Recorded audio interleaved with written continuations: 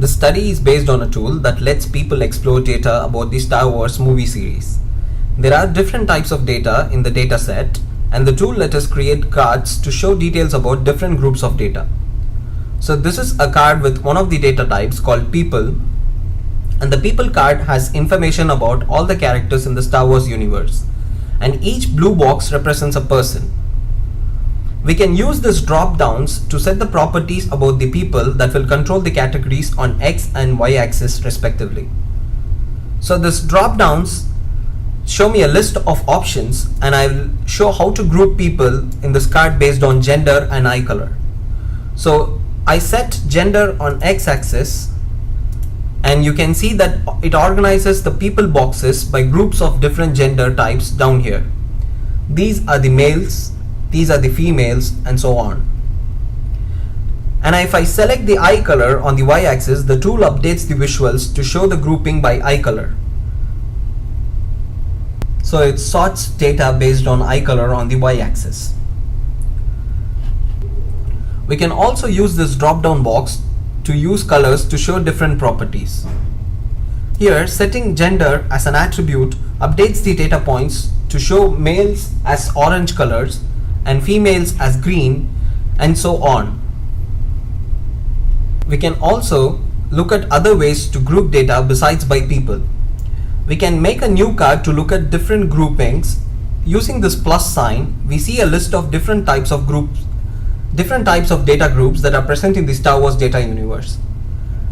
So let me create a new species card from the list of entities.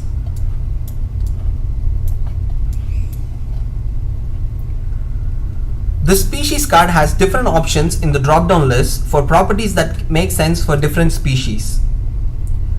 It is possible to extend the cards to link the information from one group to another. For example, I can separate the species based on their classification by setting classification as an attribute on the x-axis. Then we can select the group of amphibians in the species card and extend it to a new card. For example, I can select the species on the amphibians in the species card and extend it to a new homeworld card.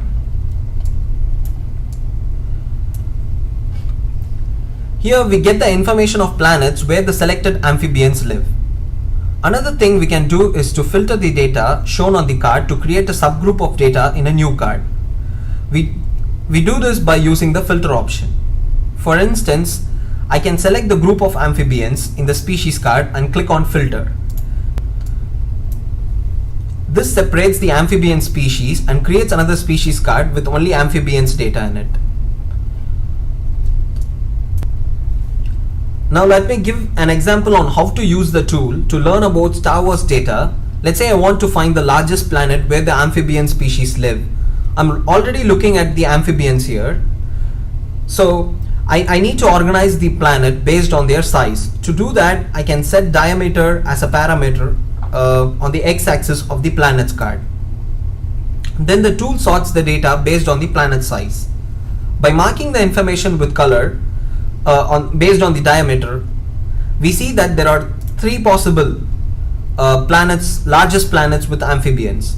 One option is the Camino planet, since it's the biggest planet with amphibians we can be sure of, but there are other two options, or other two planets that have unknown diameters. So it's possible that either of these could be larger than Camino, but we don't know for sure.